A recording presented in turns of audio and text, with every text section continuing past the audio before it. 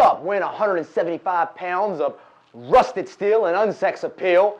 He hails from parts unknown, but he always knows the right answer. He's fighting out of the blue corner. Why? Because God loves the infantry. We've got fool number 1, Danny Ferrar. We got fool number 2, fighting out of the red corner, weighing in at about 195 pounds of lean, mean MMA fighting machine, Zac Davis. Hey everybody, welcome back to Two Fools on Stools. Of course, I'm fighting out the blue corner. I'm daggone fool number 1, Danny Ferrar. Fighting out of the red corner, Zac Davis. Now, what I want you to understand before we even delve into today's show is the level of commitment that we have to bringing you, the viewers, the daggone MMA news, because this is our 4th time cutting the first segment because we are having equipment difficulties. I thought my voice might just be staticky, but every time I recorded it, I was coming out a little raspy. This is what happens, and you know, when you're in the military, there's one thing that's always been said, and it's preached day in and day out. Professionals are predictable, but the world is full of amateurs. And we are definitely living up to that name. But hey, we're glad you tuned in. There's actually going to be a break next week because we don't do anything on Memorial Day weekend. That's just the way that we roll. But coming out of this weekend, tons of news to talk about, tons of stuff to be excited about because we just got to see, well, we haven't got to see it yet. I think we're going to get to see it. I'm hoping. It's like a trailer. We heard that Friday, actually, the movie played out this weekend at the Fighters Retreat. And it opened on social media. Well, I saw Tyrone Woodley coming out. He was showing everybody. Wonder Boy was there. They were dapping everybody. I was like, look at the kumbaya. It's just a big, happy day. But you know what always happens when you have an office Christmas party in the middle of the Somebody screws it up. Somebody they get a little too comfortable at the Christmas party. This was the UFC Fighter Retreat. And a woman by the name of Angela Magana, not a huge star, but she was on the UFC strawweight season, kind of the last, I think, worthwhile Ultimate Fighter season I've seen. She was kind of the needle, and she was kind of the pain in the ass. I mean, I don't want to say the word bitch, but it was kind of the character she was playing. But she has kept that up, and on Twitter she was going after Deebod himself. She was going after Cyborg. She was dogging Cyborg on her looks. Cyborg knew, hey, we got this big UFC Fighter Retreat. They're all bringing us in there. They're going to, wine and dine us. And I'm going to find her. And I don't know how it went down. I don't know if Magana, and this is why we got to see the footage. I think it probably went something like this. Hey, Magana, yeah. That's probably about the way that it played out. And I love just the concept of it because Magana, you know, when you're behind the keyboard there, putting stuff out on Twitter, you feel very safe when you know that there's countries between you and the person you're talking trash about. And anybody out there who's had someone talk some trash on their Facebook page, on their Twitter, whatever it is, any video you, some haters out there, this is kind of a victory for the bullied out there. Let me show you what this is the equivalent of. This is the equivalent of you hanging out with your friends, having a conversation, and, you know, just talking about something that you and your friends, it's your feed, it's your personal life, you can do what you want to do, that's how it works. And then all of a sudden, some random dude from California, you ain't never met, you don't know who he is, you might have like, you only got one friend, mutual friend in common, and he slides in and starts running his mouth about his California views on your Maryland topic. And that's what it was, and you're like, you know, that the only reason you run your mouth like this is because I can't come through this computer. Well, Angela, I guess she thought that it was basically safe. She's strawweight. That's why you don't mess with the Cyborg. She obviously did not see Terminator 2, the T-1000. Cyborg did not like it. Now, this was kind of nice for Cyborg. It actually, I think, was one of the first times that we're going to see her as a sympathetic figure because Cyborg's always been so ferocious that kind of people almost can't relate to it. She's just covered in tattoos. She's kind of scary looking, nicknamed Cyborg. Whereas like Rousey, we were like, she's pretty, she's nice, she's very charismatic, but she's also tough, and everyone could relate. Cyborg just came out as ferocious and kind of scary. Now, Cyborg. You know what? And listen, I know this actually just popped into my head when you said Ronda Rousey because as much as Rousey got praised for her looks, I mean, she did get on Sports Illustrated. She did do their painted bathing suit thing. You know, a lot of people always talk about how pretty she was whenever she was on red carpets or whatever. But there were times that her photo coming like straight out, like who looks good after training, right? Yeah. When she comes out for a training thing, and all of a sudden they've got her friggin' Photoshop next to the beast from the Goonies. Sloth. And it's funny because I always find myself coming back to this time and time again.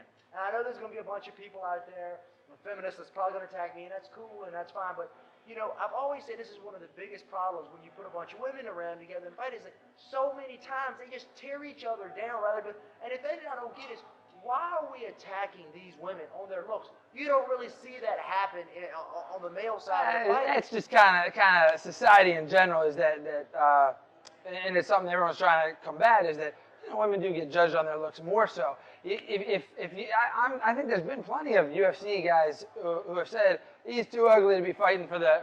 That's what Muhammad Ali, too ugly to be heavyweight champion, but that doesn't really attack at a guy's character as much. Guys are like, well, yeah, I'm kind of ugly. We always like, I ain't the prettiest, but whereas the women kind of take it more to heart. It's just a bigger thing. And Cyborg obviously thought these were fighting words.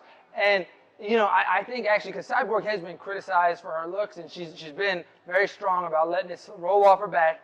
But this time, I think it was different because she was visiting a hospital. She was helping some sick kids. She was just kind of showing a good show of faith, hanging out with the kids, and she got somebody on the other side of the country working for the same company, cut up the picture, put her next to a horror movie character, and said who wore it better. This is kind of like, man, okay, talk about my looks, but I'm out here trying to make a difference, and these kids actually matter. Why don't you pick your spots. And again, we talked about this, in like the past 4 segments we've done shooting the same segment. But you talked about something I think is important. Is like, listen, is like there is the people that can really do effective trash talking. The Conor McGregors out there. They're the guys or the girls that they understand that there's a level of taste and tact even when it comes to trash talking, even when it comes to promoting a fight. And there's a time and place for everything. When you sit down there and you're involved in a charitable act, and and I trying to toot my own horn or anything, but I try to give this back and be involved as much with charity as humanly possible. And it is time consuming, especially when you're balancing everything else that an athlete of her caliber is balancing. When you take that time out of a busy schedule, and trust me, listen, the fact of the matter is, you can go do these things. I guarantee you that while she was happy to be there, she was tired. She was wore down. She takes the beatings day in and day out. And now all of a sudden, you do that, and all of your effort that you put out for really nothing but you do get to feel good out of it, but you're really trying to help people. And now somebody's got to come in and just hit a low blow on you. It is. And you're hoping that event actually kind of spreads in a good way. Other people want to help out. Other people want and it kind of goes viral that way. But instead, it's going viral because someone says while you were sparring or playing around that you looked like something scary. All of a sudden, it's spreading for the wrong reason. You're like, man, I'm out here trying to help these kids, and you're distracted from the cause. And so I think, as much as, people criticize this, the company will say, oh, yeah, you guys shouldn't do this. Cyborg's, her star is going to rise even more because now she's starting, we've all kind of been talking about being able to resonate with those different levels. Now, TMZ might be picking this up, okay? The video went out there. Yeah.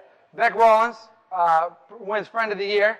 Angela Magana's friend, as soon as Angela Magana's getting jumped by Cyborg, instead of running to jump and help her out, she ran and grabbed her cell phone. She didn't yell World Star Hip Hop. She didn't want to make sure she wanted to make sure she could play the different sides against each other.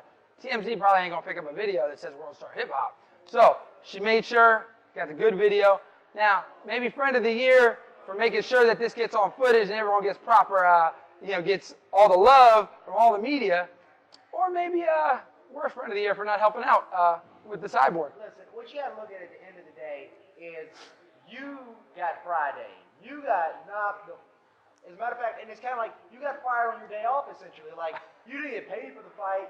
You're supposed to be there having, I don't know, maybe like a mimosa. Maybe you're supposed to be having Yeah, we said this is the retreat. The retreat is the Christmas office party. I mean, Tyrone Woodley and Stephen Wonderboy, they became buddies. He was playing around with Damian Maya. And listen, you despite the fact that you show your round badum-dum to everybody on Instagram for a like, the fact of the matter is we found out one thing. As they said on, and I'm mushing this up a little bit, but as they said on one of my favorite movies, A Knight's Tale, your ass has been weighed and it has been measured and it's been found wanting.